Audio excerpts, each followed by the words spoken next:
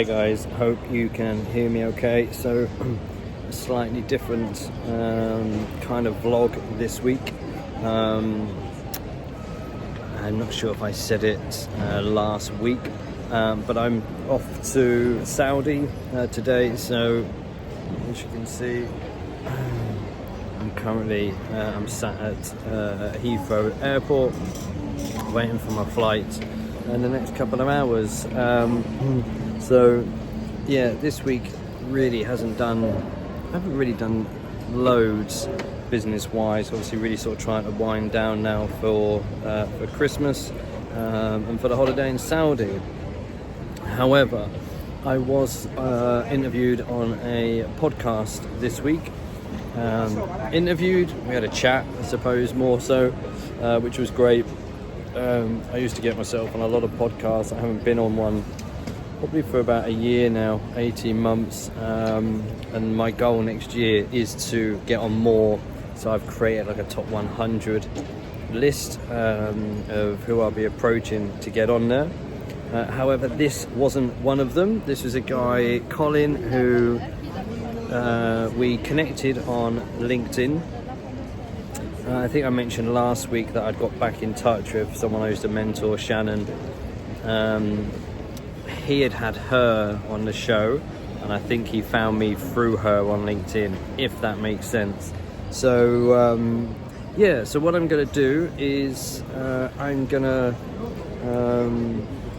follow in from this. I'm going to put the interview, the conversation that Colin and I had following on from this.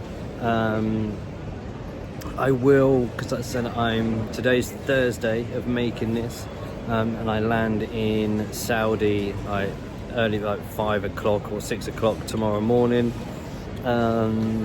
Busy-ish weekend, but I will try and make a few little bits of videos while I'm there, just to sort of maybe try and break this up a little bit. But otherwise, yeah, it's going to be, you're going to hear the conversation, Colin asking me a few questions, me talking about mental health, a bit about my backstory, I suppose like my passion, why I got into this, things that happened to me as a kid, all sorts of things, like my opinion on mental health. So yeah, lots and lots of things. So yeah, I hope you enjoy it. I am going to continue and maintain the blog while I'm out in Saudi. So although I'm not going to be doing loads of business bits, there will be stuff out there. It's the first time I'm out there, so Michelle's going to obviously show me around the area. So yeah, I've got a couple of meeting some of her family who I haven't met before, cousins and stuff. Hopefully a couple of sort of like meetings with people. So yeah, it should be a good trip. So I'm looking forward to it. But for now, like I said, I'm just going to sit here and chill at the airport, and then go and watch the interview or the chat. See what you think. So let's head over. Enjoy. Okay, so we are live. Welcome to Vantage Point Conversations. To my audience, for those watching live and for those watching on the replay. Today, my guest is Paul Wakefield. Paul, my opening monologue is always the same, so people probably skip past my first few words, but I never introduce my guests. I always ask them to do it themselves, purely because I think I do a very bad job, and I would rather you introduce yourself. Anything that you want to mention about yourself, any highs, lows, whatever you think is worthwhile for the context maybe of this conversation, or you think is important for people to understand about you. Cool, excellent. Okay, thank you. Thanks for having me here, Colin. I really appreciate this. I'll try and keep the intro short and sweet, because I'm sure you've already realised, Colin, that I'm happy just to go off on one. So I'll try and keep it short and sweet. So yeah, my name is Paul Wakefield, and as you can see, I'm a mental health educator. I'm the founder of BeMore. BeMore is a mental health education company, and very quickly this year also turned into a tech company, which hopefully we'll talk a bit about in this conversation. So how did this all come about? What I want to make clear to people is because in the last 5 years since COVID, obviously mental health has suddenly become a thing in the world. And there's a lot of people that have jumped on the bandwagon now of I'm a mental health expert, which in some ways are good and some ways are really bad. And so just a bit of a backstory in regards to how this all come about. When I was 21, I had a severe panic attack. It was so severe that it caused a lack of oxygen to my brain. And I actually died. I collapsed and died clinically dead for around 40-ish seconds. Luckily, paramedics saved my life. But from that incident, that then led to me having a lot of brain scans, MRI scans, all sorts of things to obviously make sure there was no severe damage to the brain. Touch wood, luckily there wasn't. But it did lead on to me having therapy at the age of 21 and discovering why it happened. The therapist was amazing. And I had this therapy for about 4.5 years. About 7 weeks into this, and this is when you used to be able to get, good, decent one-to-one sessions with a therapist. Sort of 7 weeks into it, I was diagnosed with anxiety disorder and addiction. And all of this come back from childhood trauma. I say childhood because even though I was 21, obviously registered as a young adult, the childhood trauma come from and started when I was age of 12. And that was through horrific bullying at school. Most days I used to run home in fear of my life, from sort of, like I said, 13 to 16 at secondary school. I was chased with knives. I had knives thrown at me. I had guns. I was chased around my local town in cars and guns to my head. And so, when I say bullying, it wasn't just name calling. And then obviously I then left school. I got involved. I was smoking drugs, smoking cannabis at a very, very young age. And kind of leaving school, going into college, I was smoking a lot more. And then obviously various different drugs come into my life, speed, cannabis, various other things, which in the 90s, seemed to be cool. But the reason for me doing it was really to hide the pain of what I was going through. So after my therapy, after 4.5 years of therapy, my therapist actually said to me, Paul, you'd make an amazing therapist. But I left school with no qualifications at 19, being told that I was dyslexic. When I looked into being a therapist, it was a lot of writing, a lot of exams, and it just wasn't for me. And then eventually, 2005, purely by chance, I come across an advert from a guy called Dr. Stephen Jones, who was offering a 12 months coaching program to become a certified life coach. I didn't know what that was. So we're going back 20 years now. Didn't know what it was. Spoke to my therapist. She looked into it and said, this would be perfect for you. So I did. So I then become a certified life coach. Started, let's say, the course in 2005, become certified 2006. I then specialized in anxiety, stress, overwhelm, obviously mental health, mental well-being. But again, 20 years ago, there wasn't such thing. So when I was trying to work with corporates, employees, I was just kind of getting looked at as if like, what are you talking about? Companies knew that stress was there. They knew their staff was overwhelmed, but companies then never admitted anything. So I generally started a career then as going into companies saying, well, I can help you grow your business and I'll improve your personal development of your staff. And so that was my journey really kind of for the first 10 years when I went into business, was kind of business and personal development. All the books that I've written and published have been business and personal development. And then sort of 2012, 14-ish, I started doing a lot more with mental health and well-being. There seemed to be a lot more conversations, not enough, but a lot more. So I started implementing that. And then 10 years ago, I kind of officially went, right, I'm kind of sort of going all in on mental health and well-being. and there still really wasn't much spoken about it. And then, like I said, obviously, as we all know, COVID and the pandemic hit. And then throughout those two years, was it? I think it was, wasn't it? A couple of years. Suddenly, then the whole world woke up to go, oh, people are struggling. Oh, people are really suffering here. Like maybe mental health is a real thing. And so then, like I say, the last 5 years have been very, very different. Different for me, different for the world. And that obviously brings us to the present day. You know, I'm finally very proud to say, for like I say, the last 5-6 years, you know, 100% all in on mental health. But working, like I said, as an educator. So, you know, we've put the title here, Education, Not Medication. And there's a reason behind that. So, yeah, that's a bit about me. That's kind of the bit of a backstory. So I hope that helps and answers a few questions, Colin. Yeah, well, I think the only problem I've got is there's so many places I want to pull on, so many threads. But I think thanks for that, because that's so. I mean, we spoke previously, and one of the things, well, there was many things that I took away from our conversation. One is that you have this amazing life. You seem very much, you've just described. You've been in business for like 20 years. That in itself is a huge achievement.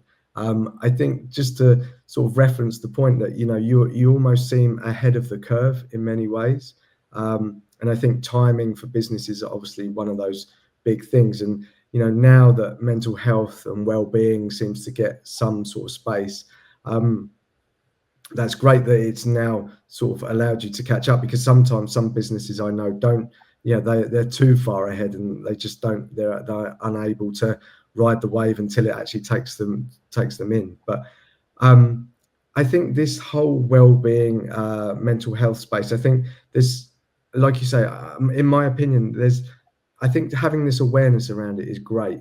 I also often, in my experience, feel that it's something like a diversity, and it's like a tick the box exercise. So it's often misrepresented, and for me, all of this comes down to being human, and that's a lot of what my conversations are about. It's we're not perfect, we shouldn't try to be, and we should be a bit more human.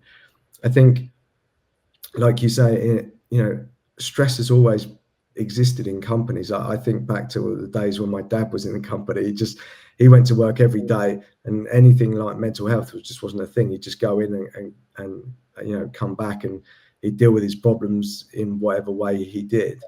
Yeah. I think things are escalated quite a lot because, in my opinion, there's a lot more demands on our time, not just from companies, but from ourselves. We're very hyper connected. We see social media. We try to do all these things. So I think it's, I don't think it's just companies. I think it's ourselves. I think it's social media, etc. And I always say I'm not trying to go in on social media, because social media allowed us to have this conversation. So I'm grateful for it.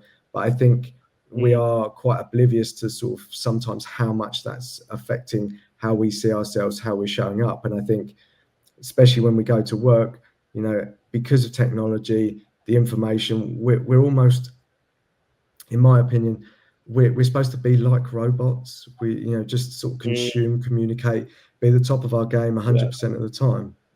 And for me, I'm only just learning that actually to understand myself, because I think there are all these pressures outside and these things, and you get caught into it. I mean, we were talking about labels and titles earlier, and this isn't something I signed up for that years ago. I stepped away from the corporate world, but there was all these titles, and you want to sort of get up to the next ladder and next level and all that stuff. So I think there's so many dynamics in all of this conversation, and I think having that awareness about mental health is super, super important.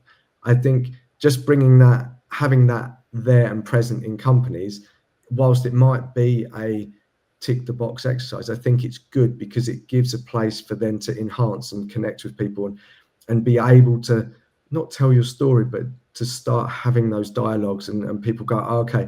And if it's 1% out of 100 that listen, I think that's a great place to start. So that's my opinion, at least. Yeah. I agree, and a few things you've said there in regards to kind of sort of being ahead of the time. That seems to be a sentence that has appeared in most conversations I've had in like this year, but especially in the last month. And it was, and like you said, like timing is everything. And there's so much I could touch on there in regards to timing, in regards to what we're doing as a company, which I'll talk about hopefully. But yeah, one of the biggest things there is this human connection, and this is why I say education, not medication. Now, I'm not a doctor, and I would never admit and claim to be a doctor. So the reason why I say education, not medication, one, it's kind of a little bit of a mini disclaimer, because I'm never gonna say to anybody go and get medication, because I'm not legally obviously allowed to. But more so, it's because how I run my business as an educator is that I educate people based on true events, true events that happen to me. So, like my workshops, my trainings, my coachings, my books, my worksheets, my content, they're all educational, but they all come from a place of this happened to me. And once I started talking about it, I realized that it happened to other people. And so, I want to educate others on how I dealt with it. And that's what kind of created the business. But, also when it comes to education, unless we've been living under a rock for however many years, if we look at the traditional education system, especially in the Western world, it hasn't changed for 400-500 years. It's literally the same. The kids go to school, clock in at 8:30, 9, whatever they do now.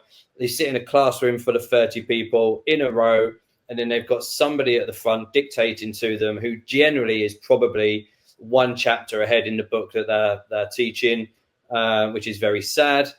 And they're being taught maths, English, science, geography, all the usual things, and yes, of course, there's a place for that. I get that, it's required in society. But yet, when we look at the world, mental health has become a global pandemic. Now, this isn't just a Western world problem. It is a global problem. But yet, why is school and children and adults not being educated? I'm also a volunteer football coach and have been for a long time. And I coach kids from grassroots. The boys I coach now are 8 years old.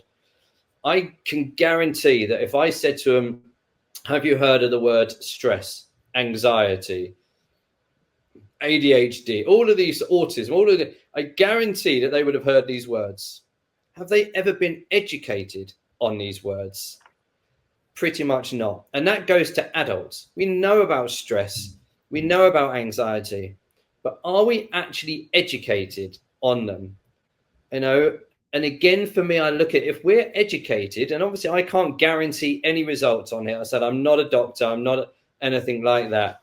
But I look at it, if we were educated about these things at a younger age, I honestly believe that, I'm not going to say we could stop them, we could prevent them, but if we're educated early enough and we start feeling the symptoms of these things, surely the education would be enough to be like, oh, okay, this is what's happening. Right? Because we talk about sexual health, sexual well-being, sexual health, sexual education when I was at school was dreadful. But yet we was educated along that side of things, on the very basics. But we're still not educated on mental health.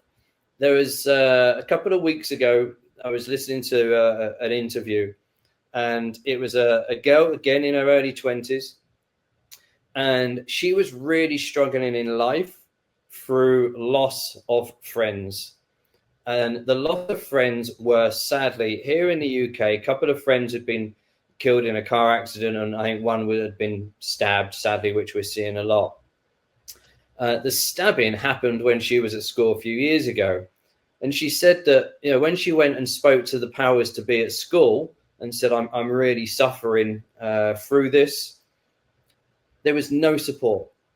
And the reason why there was no support was because no one knew how to deal with it. The teachers, yes, you've got the safeguarding specialists these days, but the safeguarding side of things is very different to the education. She hadn't been taught how to deal with trauma. She hadn't been taught how to deal with loss, the loss of a loved one. These aren't things that just happen every now and again. These are things that happen every day in life. So it's the case of we need to be educating not just young people but also adults. We look at the way now, we look at the world where addiction is rife. Whether that's addiction of drugs or alcohol, porn addiction is huge. Social media is an addiction. Sugar is an addiction. It's but we're getting educated. We're not getting educated enough. The system just goes, have some medication. You've got depression. Have some anti tablets that's going to help you out. So I think there's a lot that needs to be done, because like you said, with your dad, same as mine. My dad's just turned 80, worked in a factory, stress, anxiety, overwhelm. It was the norm. But he'd come home and he'd continue working in the garage and just be like, get on with it. So it's something that I'm very passionate about, and I think it really needs to change. Education needs to change. Yeah, it's interesting because I think at one point when you were talking, I was like, oh yeah, if you put that education in schools, that would be great. But also to your earlier comment, I think as adults, we're not that educated in mental health. We don't understand it. We might be able to Google something a bit quicker, but I mean, even in my own personal journey, so I went to therapy as well. I went to cognitive behavioral therapy, and CBT several times. I think it was the best thing I ever did. And I think, I talk about this, especially around men, and it's not specifically for men, but for men, I think, there is this bravado. You've got to be manly. You can't say that, things aren't okay. And I think like the old way of doing something is, you go, tell me, yeah, I'm not okay. And they go, let's go and have a pint, like go and have a drink. And you go, yeah, but the point is basically a distraction. Sorry, say that again. So that's like you said, let's go and have a pint is literally saying, let's go and put some drugs down our neck. Yeah, exactly. So we're avoiding it, and we don't want to talk about it because we're uncomfortable with it, and we don't really know, and we don't want our mate to cry in front of us because we don't know how to, sort of hold that space for them and be okay, because that makes us feel uncomfortable. So I think there's a hell of a lot into it. But I think ever since I've been on this platform, I've never shied away of talking about it, because I think it's actually very, very healthy. And my therapist at the time, she said, you're very brave. And I thought it was a weakness. She said, no, you're trying to discover what's going on. And and you mentioned it at the beginning. I think so. I've gone through this process of looking back over my childhood, and there was a little bit of bullying, nothing in comparison to what's obviously you've gone through, but there were impacts. There were things, just normal situations, death of grandparents and things like that, and just things that you see with a child's brain, and no one ever stops you in that moment to sort of not rationalize it, but to think about it, and you carry those things subconsciously, I believe, into adulthood. And I think there's so much that we're either not aware of, or we're avoiding talking about it because we think we're going to bring up a whole load of, trauma and stuff like that. But if we don't, it's just going to haunt us for the rest of our lives. And I think, absolutely, if we look at adults, sorry, Connie, go on. No, go on. If we look at adults, and I've worked. I've had thousands of people attend my events, and I've coached with hundreds of people. And if we look at adults in regards to their concerns of what they're dealing with, and you start trying to find out what their triggers are, their triggers are all based on childhood traumas. So surely, if we were educated about those things, then maybe they might not affect us as bad when we're adults. But again, we're not educated. And I think the reason why we're not educated about these things is because we're protected. And what I mean by that is, you just mentioned now, I remember when my grandma or great grandma passed away. And I was only a teenager. I was too young to go to the funeral. They were the words that I was told. So that was it. We'll see you later. I stayed with some friends, and that was that. But I was never explained. This is nothing bad towards my parents, but I wasn't educated on why. Suddenly, all I knew is like the lady who come and sat at our dinner table every Sunday in her blue dress and her pearl necklace, who I used to call Gran. Suddenly, she was no longer here. I knew she had passed. But it was like, you've got to stay away because we want to protect you. Well, that's great. But then you then grow up going, well, protecting me from what? There's two things that we're guaranteed in life. We're born and we die. But because I was so young and I had no education about that, it's that trauma of suddenly I've now lost a loved one. And I don't know how to now accept and understand life as a 12-year-old or whatever I was with this person not being in my life. Now, was that the job of my parents? Was that the job of school? Who knows? I don't know. But I wasn't told and I wasn't educated about it because they're trying to protect us. But I'm nearly 50, and that was a long time ago, and life is still the same, so we've got to start looking at it and like things need to change. It's all great that we want to protect each other, but we also need to educate each other.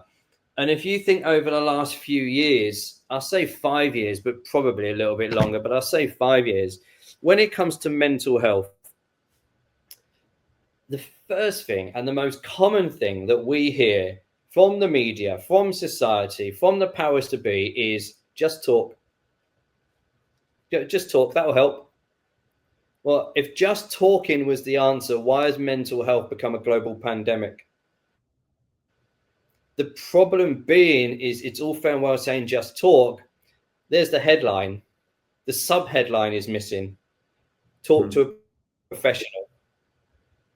And sadly, in the Western world, especially in the UK, they can't add that little bit because the services are broken.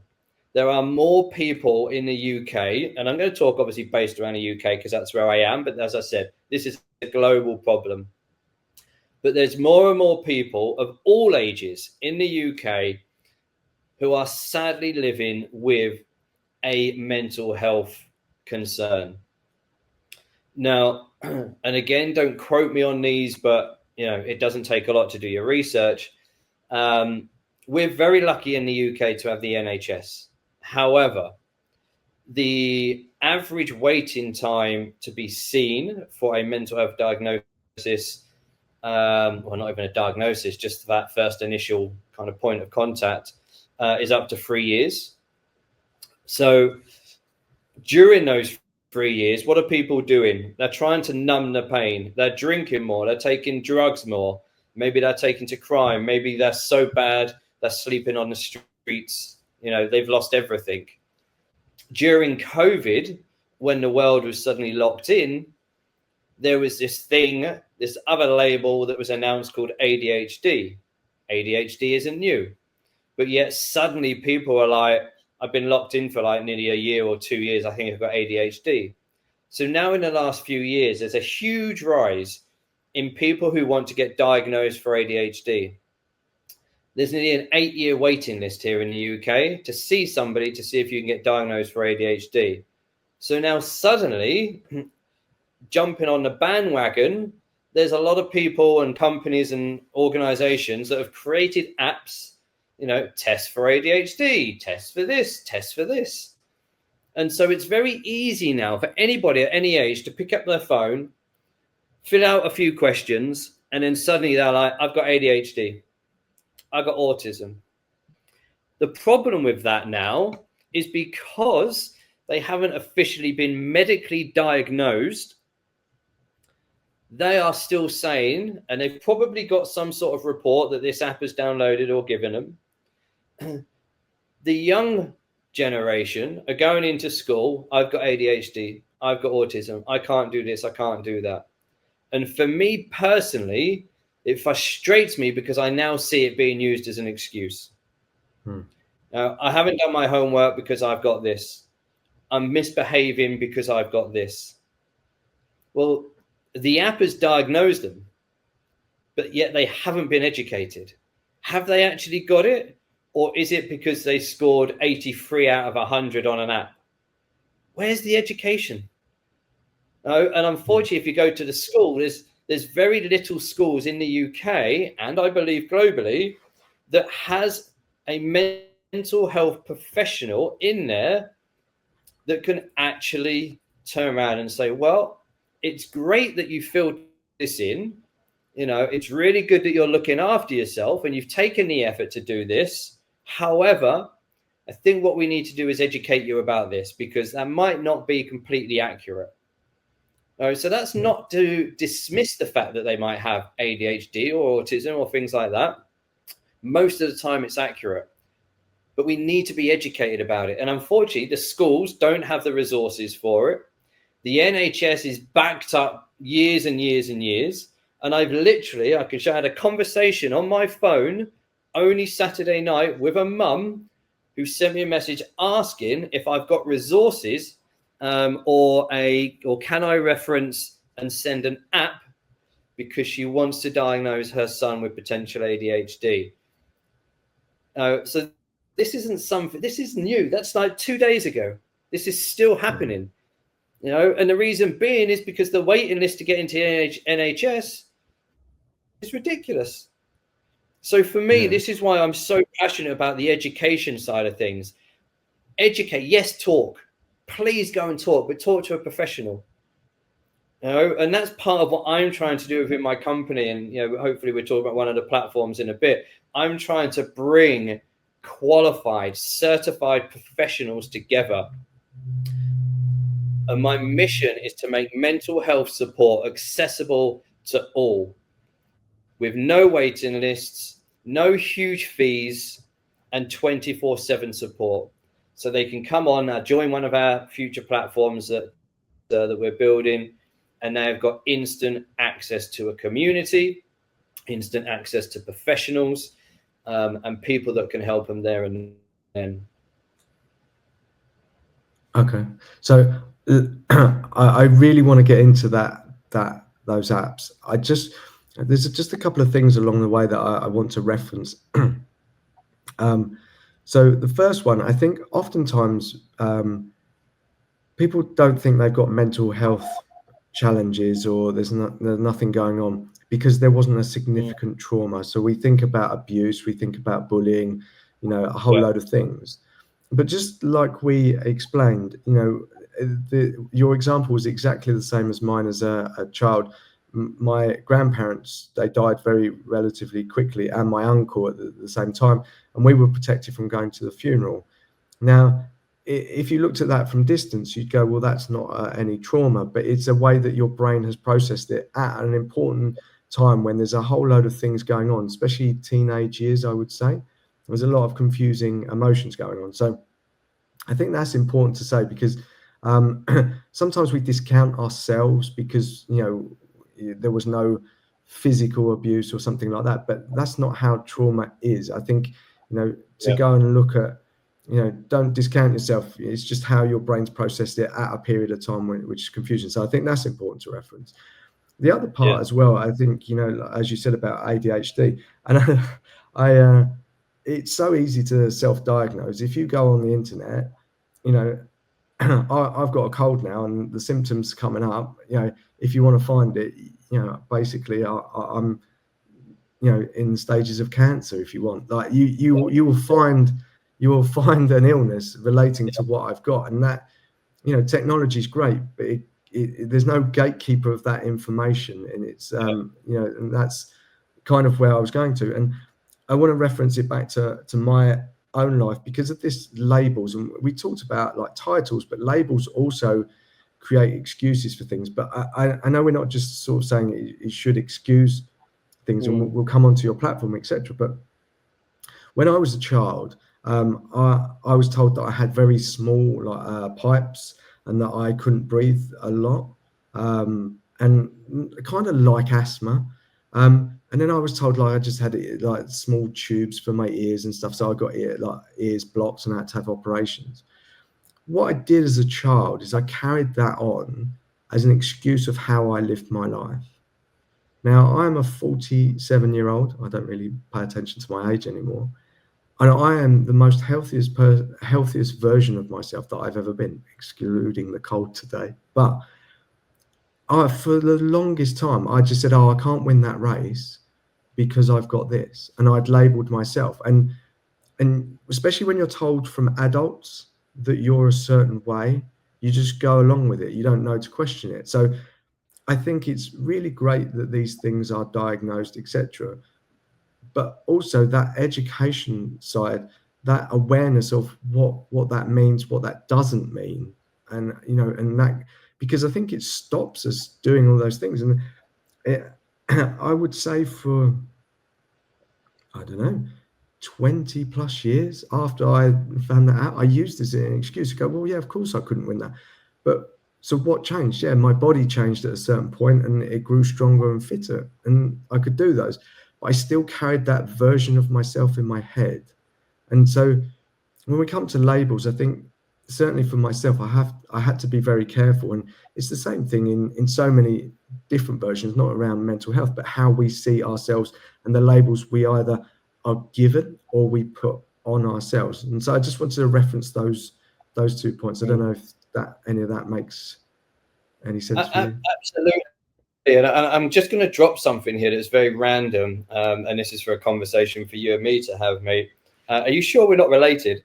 Because when I was younger, I started swimming at quite a young age. I hated the water when I was a kid. Then when I started swimming, it struggled to get me out of the water. Then I started having real bad ear problems. And I was told at a very young age that my inner ear is very small, very narrow, which is why I had ear problems. And you mentioned similar things there. And again, my body, I got rushed into hospital several years ago, thought it was appendicitis, and it wasn't. It's because my tubes inside me are very small and I couldn't digest properly. So yeah, when you said that, I was trying not to smirk because I was like, oh my gosh, like there's so many things here that are relatable. It's quite freaky, especially when we've only known each other like a week, if that. So yeah, it's quite interesting that you said that. But it is very true, because I say I'm not the biggest of guys. I'm only, like, height wise, I'm about 5'9". I was told 5'9.5". So I always take that extra half inch, but I'm about 5'9". I'm not the biggest of guys. Growing up, I was always great at school, great at sport. I was rubbish at school. I was always great at sport, but I was always the smallest person. And that's where the bullying started. I was fantastic at football. Like, football come naturally to me. Golf did. Put a racket in my hand, put a bat in my sport, just come naturally to me. So there come the bullying. And it was all started from there, because again, suddenly those labels come out, and then people started looking at me, it was like mum and dad's little rich kid. It's like, well, no, hang on a minute. It's like, my dad's a factory worker, my mum works part-time. And the reason why I'm saying this is because growing up, my mum and dad still live in the same house. And so one side of the village was the big rich houses. The other side of the village was the council estate houses. I used to play sport and I grew up with the rich kids. But yet to hang out with them, they never accepted me because I wasn't part of that area. And they were the ones who started bullying me. I then started hanging around with the kids from the council estate. They accepted me. The reason why, and obviously I only realised when I was older, the reason why why they accepted me was because at 12 I started my first job, which was a paper round. Within about 3 years of having that, I had bought 4 other paper rounds. I had the largest paper round in my area. I was earning good money. I was working at the local football club, and I was earning good money. And I'm going back, like I said, I'm nearly 50. So when I was 12, my maths is rubbish, a long time ago, but I was earning 80, 90, £100 a week back then. So suddenly the kids who I was hanging around with was looking at me as the rich kid, mum and dad's little rich kid. They ignored the fact that I had 3 jobs and I was earning money. So I then still started to struggle to fit in. So what did I do to fit in? I started obviously, selling drugs and doing things that I shouldn't have been doing, and got in with the wrong crowd because I wanted to fit in. And then it was only really at the age of 28, I moved up north to the Northumberland, north of the UK. And I had a bit of a reality check then of kind of looking at it going, wow, I've spent most of my life, if not all of my life, doing things to please others, to fit in. And that was a reality check I needed. And I think this is where we spoke about titles, because it was like, why do I need to fit in? Like, I don't want to be like them. I don't want to be like them. I don't want to be like them. And it was at 28 when I suddenly thought, just be yourself. Like, why can't you be yourself? But I went through all of those years of mentally labeling myself of whatever I was because of what other people had labeled me. So like you said, when it comes to mental health, the stresses that I'd put on myself, the trauma that I'd put on myself, but the trauma that had come from outside, from other people, that's what was affecting my mental health. But again, back then, there was no education about it. It's like we knew the words bullying. He's being bullied. Well, yeah, I was being bullied, and that's what affected me. But there was no education about it. And even now, there's still very little education about bullying, about trauma, about all of these things. And this is why I say with adults, our triggers generally come from a childhood trauma. And even now with kids, we're kids in the UK or in the Western world, we start school at 5? Like within the first few months, we're having tests, we're having exams. So you think like a 5-6-year-old who really has just entered this brand new environment, has no idea what's going on, has suddenly turned around and gone, go on, and there's a test, you've got to get 10 out of 10. Otherwise, if you don't, you're stupid. And then, so we go from the ages of 5 to 18 now in the education system, constantly being forced to take tests, and subject to your results, you're either smart or you're stupid. And that hasn't changed. I was having a conversation with my mum the other day. My mum's 76 now. If you're younger, mum, I'm sorry if you watch this. But I believe that's her. The conversation that we spoke about was a trauma that she went through at school, like 60 years ago. And she still lives with that trauma. And kids are still going through the same stuff now. And again, this is my problem. This is where education needs to change. So there's so many things we could talk about. Like I say, the society says talking is the answer. Talking's only the answer if you only speak to professionals. Because if you and me are just friends, regardless of what I do, if you and I are friends and I'm feeling down and I speak to you, like we said, let's go and have a coffee, let's go and have a beer and we chat. From a friend's point of view, you're probably going to look at me with a little bit of sympathy. I'm sorry to hear this, Paul.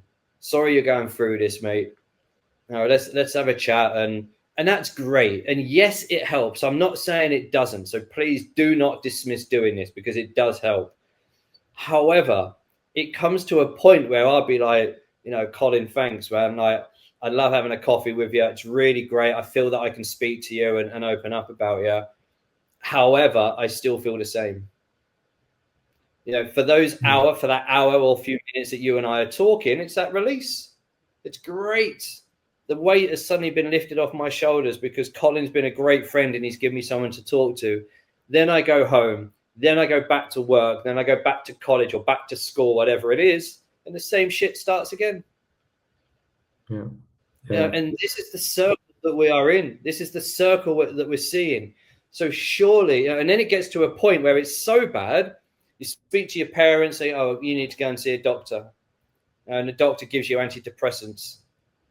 The other thing you mentioned about CBT, I've had CBT several times, and I've had it twice personally, face-to-face with a therapist, which is amazing.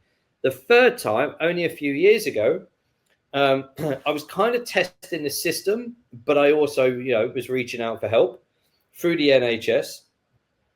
After 2 or 3 calls with a newly trained counsellor, and I know we all have to start somewhere, but it was with a newly trained counsellor, I was then referred into CBT.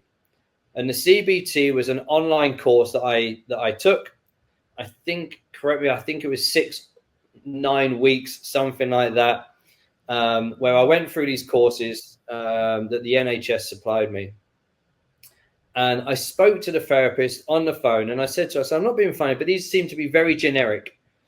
And she was like, well, yeah, to be fair, they are. And I went, oh, okay. I went, that concerns me. She's like, why? I said, well, if there's 2 of us in the room and we're both living with stress, overwhelm, anxiety, my triggers of stress, anxiety, overwhelm are going to be different to what his or hers are. But you're putting us on the same training to help solve the problem. I was like, is this a tick box from the NHS? Because then at least the NHS can turn around and say, oh, well, we've supported so many people. But they're not helping them, because we've got everybody going through the same thing. Everybody's watching the same thing. So yes, there's an education element to that. But are people actually getting educated in the right way? Because it's just generic. But it's okay, because we've put you through a course and we can say we've helped you. Yeah, it feels Charlie Brown, like Peanuts. When the teacher speaks, that feels like you can't understand what they're saying. If I went to that training, it would just be like that noise, because it doesn't apply to me. And again, I think it's even more dangerous when you try and make something apply to you, because you're in a position where you're feeling very vulnerable and you need help, and you go, oh, okay, they're saying this, and that might not be the solution. It might be something else. And I've always said that everyone is unique. Everyone's situation is different. Yes, you can sort of categorize certain things in certain ways, but we all, you and I could have been the same person, and the lens that we see life through was different. We could have had the same experiences, but something in our DNA or the way that we see something would have seen it differently. I've had many conversations with my brother. We were very close as a kid. We were in the same situation. He thought something was excellent. I thought something was terrible. And it was like vice versa. And it's like, oh, okay. So you need, what I love about the way you're explaining it is that initial, I don't want to say diagnosis, but that initial meeting, that initial conversation is really the pivotal part. It's just, okay, well, what's going on? And then you can direct, not just throw the same book at everyone. So let's dive into your app then. Is that what you're creating? It's about a couple of apps. Is it 1, 2? Or well, loads, mate, to be honest, Colin. This is where I'm kind of not losing a little bit of focus, but I'm getting so excited about where the business is going. So the first one, see, it's not even the first one, because we're building some already. I'm going to say the main one. So the main one, and just bear with, guys, because I don't even know if that's the right thing to say. So we're building one that's called BeMore Social. I'm going to say that. And so the reason why I want to talk about that one initially is because that comes from speaking to my audience, speaking to my clients. For the last, 15, 20 years, and we spoke about it early on, the majority of the world is sat on a social media platform, whatever that may be, whether that's X, LinkedIn, Facebook, Snapchat, Instagram, whatever it may be, YouTube. So social media has become a big, yes, exactly, yeah. So that social media is just the norm. It's the big part of our life now. And the big problem for this, and I'm not going to name any particular platforms, because I don't want these big tech guys coming in after me just yet, is that, some of these platforms have huge negative algorithms built in, that you're seeing really bad adverts. You're going down a rabbit hole, which just leads you to all sorts of things. The bullying, the harassment, the abuse, the threats that people get on these platforms.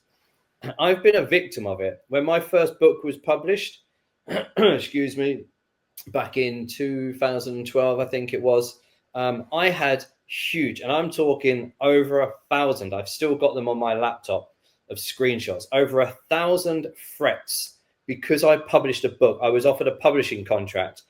I had threats of killing me, burn my house down, destroy my business, all sorts throughout jealousy. And that seems to be a line of my life, is through jealousy. A lot of things that have come my way through life, a lot of my traumas come from jealousy. And I'm like, hang on a minute. It's like, you would think that I was the first person in the world to write a book. It's like, this isn't new. It's like, I'm not the first person to write a book. Sorry to break the news, but I'm not. But I had huge threats, horrific. And yet the bullying still goes on. And last year, as an example, in one of the local groups on one of the platforms where I live, somebody had posted in there saying that they've woken up and their car had gone. It's been stolen. So I don't know why, because I don't normally get involved with these conversations, but I knew that at that particular time, the council was going around local areas and they were taking cars that were untaxed, that are un-MOT'd, and all of this sort of thing. So I wrote a comment just saying, look, I don't know you, and I don't want to be rude, but was the car taxed and MOT'd? Because I've recently seen that the local council or the police, whoever it is, are taking cars away that are untaxed and un-MOT'd. Could be an accident, but I'm just thought I'd put it out there. Suddenly, this random guy, not the person who wrote the post, then started giving me loads of abuse. Again, threats. So I then looked onto his profile and I see that he was a manager of one of the local Halford stores. So I contacted Halford's head office with the screenshots of the threats that this guy sent me, making it very clear that I'm a mental health professional and that your manager of my local Halfords have threatened me and abused me. I sent him the screenshots of my conversation, everything that I said. So it was both ways. It wasn't just me kind of going, look what he said. It was both ways. And I got an email from them, and fair play to Halfords. They sent me an email saying, Paul, we're really sorry to see this. This is going to HR, and there will be a process that goes through this. Unfortunately, now we have to take this internally, so we won't speak to you again. But we are really sorry for your experience. And I know I'm not. There's hundreds of thousands of people around the world that get abused online. There are stories where young people have killed themselves or been killed. So the reason why I say this is because the platform that we're building, the BeMore social platform, is a platform that is going to be, in my eyes and from what people are saying, is really going to disrupt the social media industry and the mental health industry. So it's a platform, yes, it's a social media platform that will be built.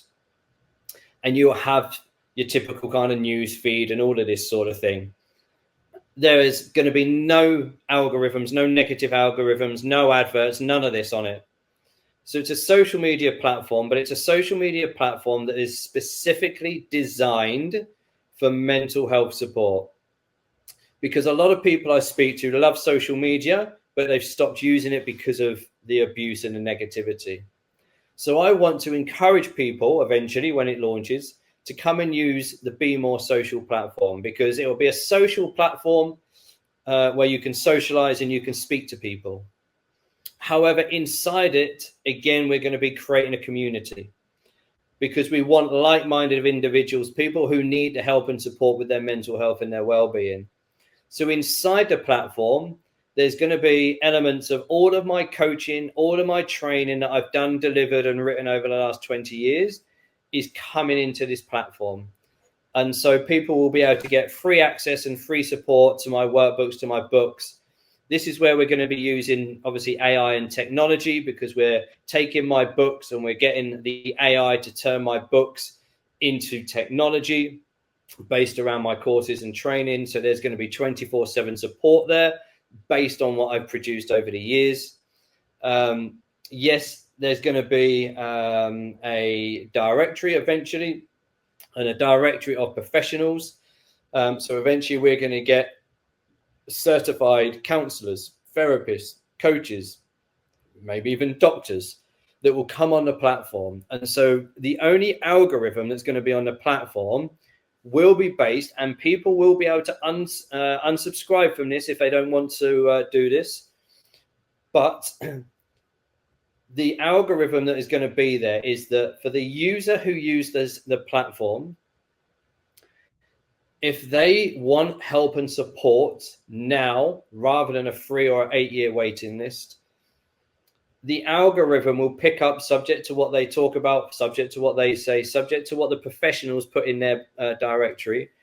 And the algorithm will automatically pinpoint the user to the right professional and will refer them to the professional and say, look, we've kind of seen what you're talking about, what you're mentioning.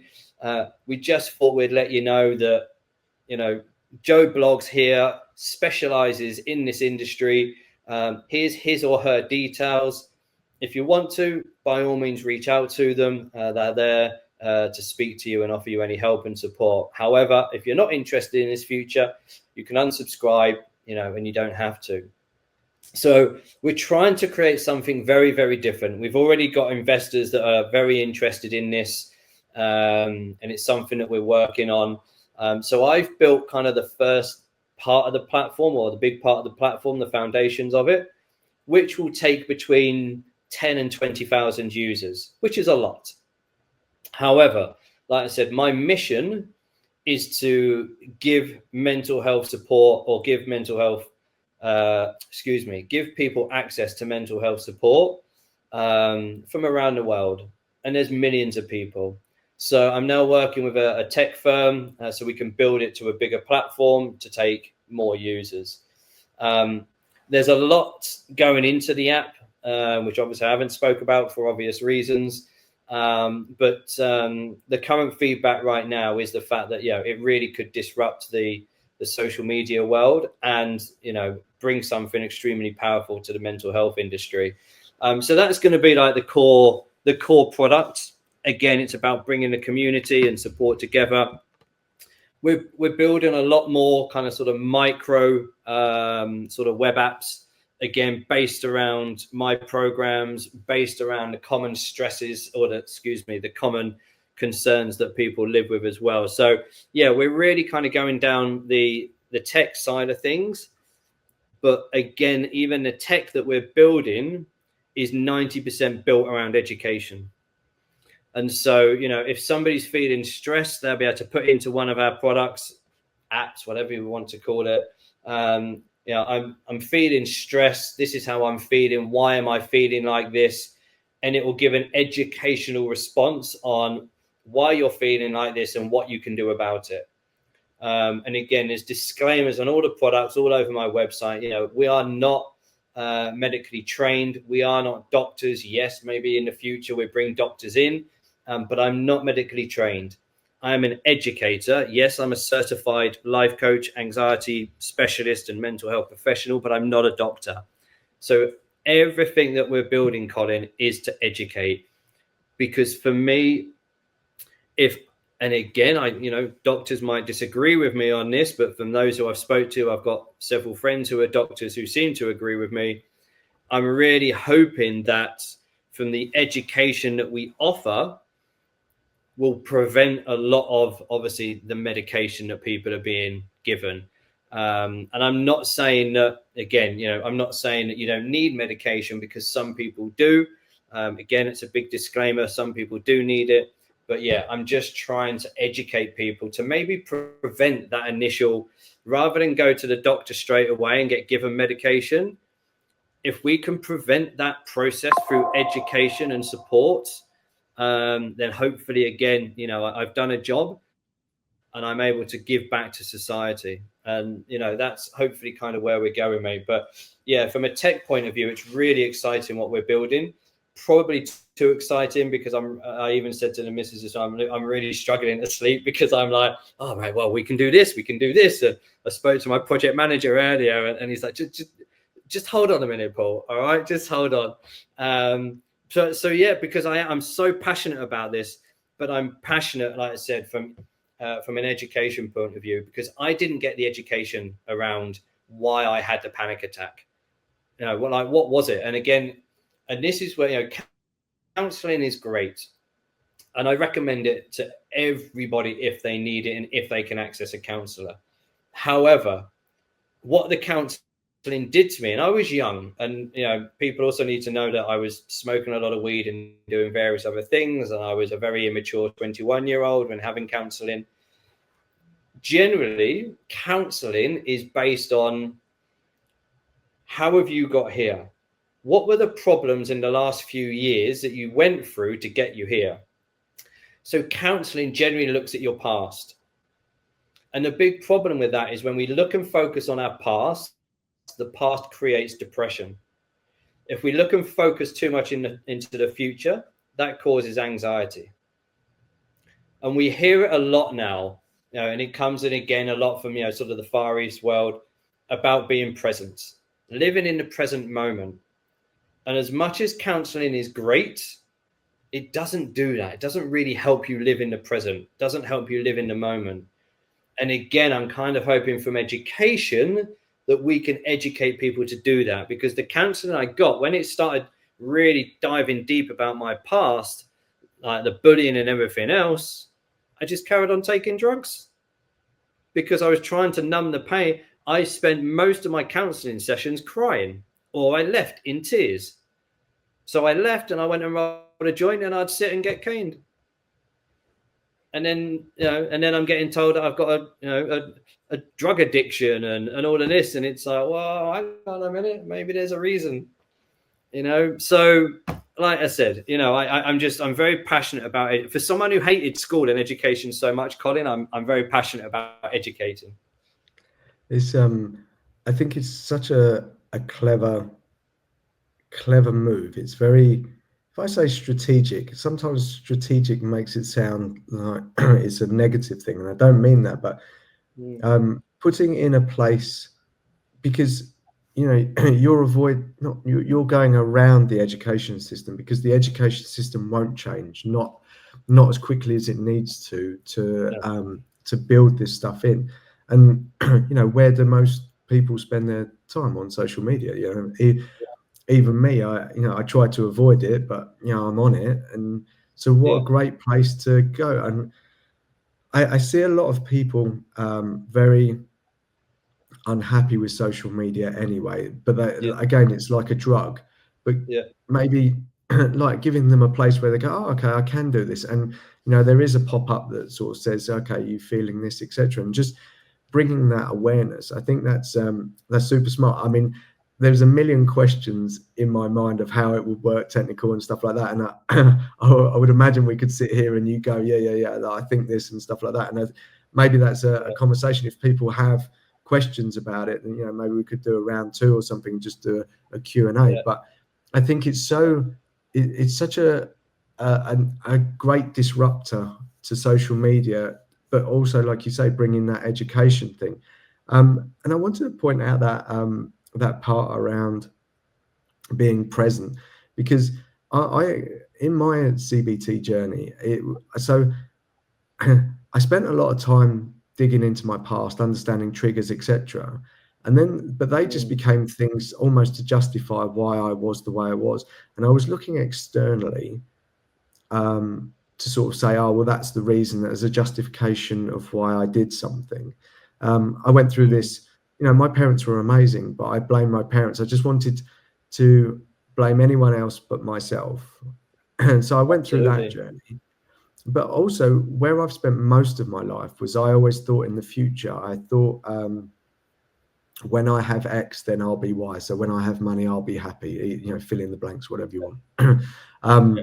Prime example for exactly what I've just said. But and something happened to me a little while ago, and now I do not live in the future. The furthest I tend to go is about 2 weeks, maybe a month. And do you know what? I'm the happiest I've ever been, because it really brings me back into that moment. And I go, okay, I'm not going to think about this. And you can, for someone like me, I can get very overwhelmed about that future, and I can go, no, I can have everything that I want now, but I just need to work out how to give it to myself now. And that doesn't mean give myself money all the time, or not external things, but the validation of who I am and how I feel, and I can be grateful, etc. Yeah. And that, and so that really resonates with me. That's something I haven't really seen, because also I've seen it in, the sort of, be present. And I think that can, sometimes you've got to be present of every single moment, every single day. And it doesn't need to be like that. It can be lighter. It can be more enjoyable. Yeah. But I think, again, with social media, we think, okay, we've got to have this fancy thing to be all happy and that. No. It can be now. It can just be, okay, yeah, next weekend, I'm going to do this. So what a brilliant way to not bring your traumas of your past and not think too far in the future. And I honestly, I think that's amazing. I've not seen that before, because it's all about goal setting and being the best and all this stuff. So amazing. It is, and this is really where like the BeMore name comes from, really, because it's like you can take it how you want. Be more present, be more healthy, be more confident, be more well. But like be more whatever you want to be. Sadly, when Caroline Flack took her own life, which was very, very sad, it kind of hit me really hard. There was obviously this thing that, statement, whatever we called it, that went around, in a world where you can be anything, be kind. And I've seen that there's a makeup brand that's taken on that kind of sentence, but put their little thing on the end. Can't remember what it is.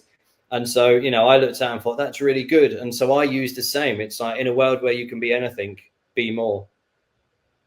Yeah. And then ... What do you want to be more of? Be more present, be more confident, be more healthy, be more lovable, be whatever you want to do. And really, this is what we're trying to do. If we can make mental health support accessible to all, then the help, the support, the education that we're giving the community, they too can be more of what they want. What they want to be is entirely up to them. We're just the foundation, and we're supplying the tools to help them do that. Do they want to be more confident at work? Great. Our tools will help you do that. And this is where things like affirmations, so I created a program several years ago called the Res Jam Method. And this is everything that my coaching, my training, my workshops, the tech plan, everything we're building is built around this. So Res Jam is just an acronym. I haven't invented anything new, but it stands for routine, exercise, simplicity, journaling, affirmation, meditation. The reason why I created those are the 6 daily habits that I created in my life after therapy, that I honestly believe saved my life. So I haven't invented anything, but they worked for me. And now I educate people based around that. And again, over the years, we've heard a lot about journaling and things like that, but it's incredible, how people overcomplicate each one. So routine, when people say to me, they're stressed, they're overwhelmed, they're anxious. And I'm like, okay, cool. Describe your daily life to me. And I can guarantee that they haven't got a routine. And now what I'm not talking about here, because I see a lot on social media about all these gurus that, I get up at 5 o'clock in the morning and I do this and I do that. Whatever. All I'm talking about is 3 simple things. When you wake up in the morning, the majority of the world, within the first 15 minutes of waking up, they're still in bed, they get on their phone. They search through their phone, they get onto social media and all of this stuff. Before they've even got out of bed, they're stressed, they're overwhelmed, they're anxious. Then they've got to go and do the commute to work. So when I talk about routine, the first thing to do, don't pick this damn thing up for the first 15 minutes of the day, because that first 15 minutes of your day is going to dictate the rest of your day. If you use that for an alarm, stop it and go and get another alarm clock. Your alarm goes off. You get out of bed, you have a drink of water, you brush your teeth. There's your first routine. There's part of it. Then you get up and you do simple stretches. If you live in a house with stairs, do 7 minutes of step-ups. Something, whatever it is, something like. So 3 simple little steps. Go downstairs and journal. So when I look at that, routine is crucial. Now, exercise. When we look at exercise, most people overcomplicate exercise.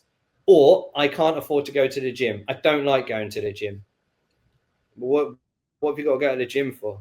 Can you not do 7 minutes of like stretches, sit up, whatever it? Just get that blood racing. Dance for 7 minutes, for 10 minutes, for 15 minutes. Yeah, simplicity. Most people's life is so complicated, it is ridiculous. How can we simplify your life? And then, like I say, journaling. People are so stressed, overwhelmed, anxious because they've got so much information going in their head. People tell, I can't journal, I'm not a writer. I'm not asking you to be a writer. I'm asking you to brain dump what's in here. Brain dump every single day from Monday to Sunday what's in here. Then on a Sunday, look back at what you've written. Is there 2 or 3 things that have appeared every single day that have triggered you, upset you, whatever it is? If so, there's your number 1 thing that you need to work on. Then work on that. Affirmations. We live in a world, especially in the UK, if you're seen as being confident, you're not confident, you're being seen as arrogant. And that's really, really sad. So it's very easy in the Western world to not speak up, to not show any confidence because you don't want to be looked at and labeled as arrogant. You're not arrogant, you're confident. But by not showing your confidence, you're going within, which then causes more upset internally, more stress, more overwhelm, more anxiety. Affirmations can really help you with confidence. I deserve to be this. I am great at this. When I was getting bullied at school, I didn't know what affirmations were. And it's only when I started having therapy and I used to say, oh, yeah, it's like they used to call, I was quite, acne when I was a kid. And I used to say to people, like, I'm a good looking guy and I'm handsome and I'm this. And, and eventually after years and years of saying it, I started to believe it. It was then when my therapist was like, oh, so you obviously love affirmations. I was like, what? She's like, affirmation. I was like, I don't know what you're on about. And so I know damn well, and people might go, what? Affirmations genuinely changed my life. And I have my journal up there and I still have affirmations that I do every single day. And then meditation. People are saying, Paul, I can't meditate. Why can't you meditate? Oh, that's too difficult. Well, it's difficult to sit still and do nothing. If you can't sit still and do nothing for 3 minutes, then there's a concern. You and me need to talk. So then I say to people, right, what I want you to do, because instantly when people think of meditation, oh yeah, I've got to sit on the floor, cross my legs, and sit there for 90 minutes. No, you haven't. Just sit there for 5 minutes. Put your phone on timer for 5 minutes. Put it one side of the room. Sit there. Try and stay still. Focus on your heartbeat. And do nothing for 5 minutes. And that's a simple exercise I do in my workshops. And I can generally tell because within seconds, people are sat fidgeting. Like the eyes are kind of like wander open and seeing who's doing what. And it's like, okay, well, you really need to learn to do this. People overcomplicate all of those. They are 6 simple daily habits that will completely transform your life. So it's the reset, it's the Res Jam method, and I call it the Res Jam reset. But people overcomplicate it all, and then they wonder why they're stressed and overwhelmed. Yeah, it's I think people want this perfectionist type, like you say in your example of meditation. They go, I've got to sit on the side of a mountain and meditate for 90 minutes. Well, no, but I think with all of these things, it's people say I haven't got time. But the reality is you have, even if you've got kids or something like that, you can find 3 minutes to do this thing. And one of the things that I'm a big advocate of is just start small. Just start the smallest you can. If it's not 3 minutes, it's a minute. Just close the bathroom door and go and sit on the toilet or something like that. And then 1 minute becomes 2 minutes. That might take you a month or something or longer. It doesn't matter. There's no prescribed route. But all of these things, they start very small. Start the smallest you can and then add one to it. But I find this excuse in myself. I say, I haven't got any time, but how many times have I picked up my phone and looked, desperately wanting some validation from a text message that's not there? Probably about 30 times today. And I would say I'm quite good at, sort of being aware. So these things can happen. And again, just for those people that struggle with it, just start one small thing, because one small thing does snowball eventually, you know. And if you are feeling overwhelmed, fine, just start the smallest, take the smallest one, the easiest one. And, you know, journaling, etc. I've done journaling before, and just find the way that works for you, you know. So yeah, but how do people know about this? They're only going to know about it through education. Yeah. I think and that's education is crucial. Yeah, it's strange, because I think once you're in that world, you know that these things exist, but then when you actually speak to people that are outside the world, outside of that world, you realize that people don't know as much, and you thought, I thought everyone knew that. And so Exactly. it's quite surprising. So I think it's an amazing, I think just having that education, just that awareness. And I've always said this, awareness is the first key to something else. I know Tony Robbins says like decision, etc. But I think if you're aware of what's going on, sometimes you can be aware of yourself. Sometimes you can have someone else help you be aware. But that then allows you to go. It's like, oh, okay, I'm putting on weight. Okay, yeah, but you're snack eating. Am I? Like you do a lot of things unconsciously. And I think if you can bring some awareness, and that also comes back to being present, right? What you're actually doing, what you think you're doing and reality are often two different things, you know. So absolutely. But absolutely, you know, we're educated about physical health. Why aren't we educated about mental health? And I know we haven't touched on it, but I'm conscious at the time. But that's partly why, you know, I started calling it mind health. I don't know whether that will catch on. I honestly don't know. But the reason why I started using mind health is because, you know, working with so many people, they sort of come to me when it was so deep into a personal situation. And the first question I always say is, why haven't you reached out for help sooner? Not just for me, for anybody. And it's like, I don't want to speak to anyone. I don't want to admit that I've got mental problems. You know, and again, that it really upsets me. And this is where, and maybe we could finish it on this. I don't know, man. I'm conscious of time. Sorry, guys. This is where the media and everything now is really concerning me, is because, again, here in the Western world, in Europe, you know, we are seeing, I'm not going political here, you know, it's not my stance, but we are seeing so many things happening in the world, through stabbings and various different things, crime and all of this sort of thing. And instantly the headline is bad mental health. He or she has got poor mental health. You know, and it seems now where we've gone from, like I said, I'm 48. In the last, so the first 40-ish years of my life, mental health was never really spoken about. And now suddenly in the last 5 to 8 years, mental health has become a thing. So it's like, okay, well, let's just blame it on mental health. He done this, he's got mental health problems. She's done this, she's got mental health problems. And so now it's gone to the point where, like, people didn't want to speak about mental health because they didn't want to be labeled anyway. And now it's like, if there is anything, like, you know, we're labeling some of these people that are causing some of the biggest crimes in the world. The instant headline is mental health. So it's like, what? So if I admit I've got problems with my mental health, does that mean that I'm going to go and kill someone, or I'm going to go and do, like, no? So now it's gone the other way. People are, I'm definitely not speaking about this. But then the headline is just talk. Yeah. Many conflicting. If you wanted it to be, you know what I mean? So, and this is, for me, Colin, this is where education is so important. So important, man. Yeah, I think, you know, let's just wrap it up on that word labels. And I think that really ties it in nicely, because, you know, mental health, you know, when I thought I had problems, I did, and that's fine. We don't understand our brains. We don't understand what's going on.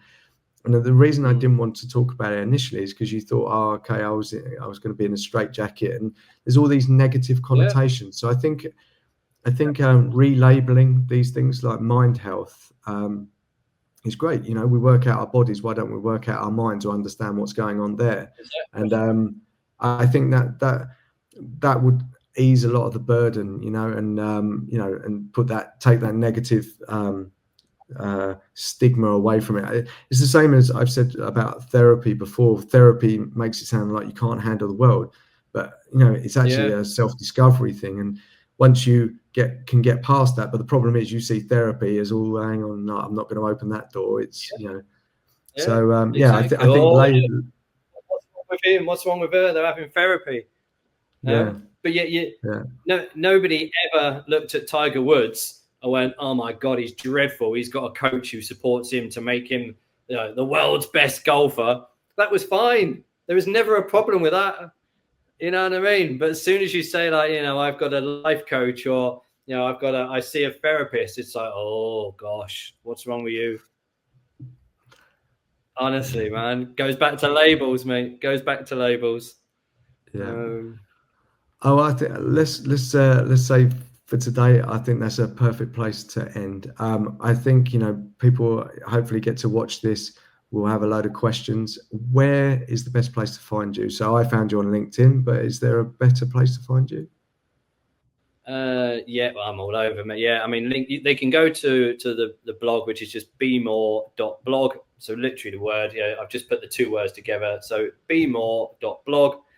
And there's my services on there, and then you can link to all of my socials on there: Instagram, LinkedIn, my YouTube. I've started to do a weekly vlog, which is published every Sunday, where I'm talking about growing the tech side of things. But I'm on Instagram and all of the others. So BeMore.blog, and they'll be able to find information on there and reach out to me anytime. Brilliant. I'll put that on the repost on LinkedIn so people can find you as well. So is there anything that you want from the audience? I mean, obviously we talked a lot about education, but are you looking for investors, tech people, or you've got all that sorted out? Anything that you want from the audience? Yeah, we are looking for investors. So I have got a pitch deck. We're currently working on a new pitch deck that is specifically designed for the BeMore social platform. I have got a pitch deck that I'm sending out to investors that covers kind of the whole company. But if investors are interested in what we're building, I'd love to have a conversation. Like I said, I've got the pitch deck. I've got all the material that's required. A 4-year revenue plan. I've got everything. I said, we've just updated everything last week with my project manager. We're just putting some new designs. I was speaking with Tom before I got on the call today. We're just putting the new designs for the BeMore social app, so we can start sending that out to investors. If any investors are interested in getting involved, please reach out. Got the pitch deck. I've got all the information. Happy to send it out to you and have a conversation. Amazing. Well, thank you, Paul. Honestly, it's been a real pleasure. I love what you're doing. I think there's a real need for it. I think we're quite aligned in many ways, physically and maybe in our minds as well. So thanks for your time today. I really appreciate it.